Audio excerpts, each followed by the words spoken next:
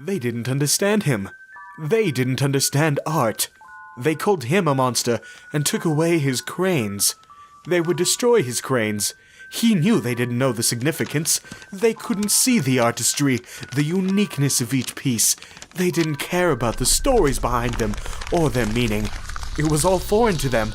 So, of course, they had to destroy it. Uncultured thugs. That's all they were. They didn't know a damn thing about origami, or of culture, or the world at large. They just followed their orders, and they tore it apart and spat in his face. It was killing him inside. All the time he spent practicing, refining his skills, learning the patience and insight necessary to make the perfect fold, first time, every time. Meaningless now, thrown in the incinerators like so much kindling. A hollow ache gripped his heart at the thought of all of his work being burnt to ash. But it was the thought of losing the cranes that hurt the most. There were other pieces, of course. A pair of tortoises, a boat, several flowers, a butterfly that had been hard to make, might I add, and 3 koi fish. But the cranes were the pride of his collection. The cranes were the whole reason he'd learned how to fold in the first place.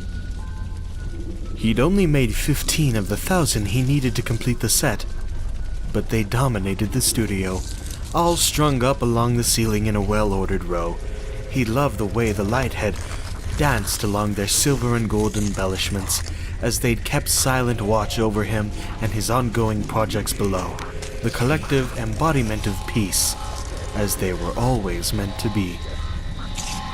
He'd been forced to watch them take each crane down, helpless and restrained, crying the hot, silent tears of an impotent rage.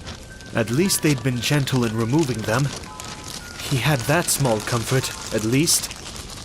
But he knew they were all bound for the incinerators. He'd heard them talking about it.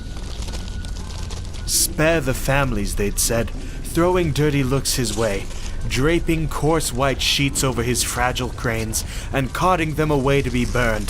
To where? They wouldn't say. Oh, that they wouldn't say.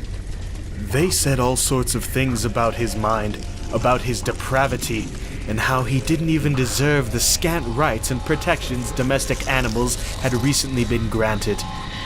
But they wouldn't say a word about where they would burn his beauties. Thugs, the lot of them. They were the true monsters. They were destroying true art. If he'd just been allowed to finish his work, there's so much that he could have given to the world.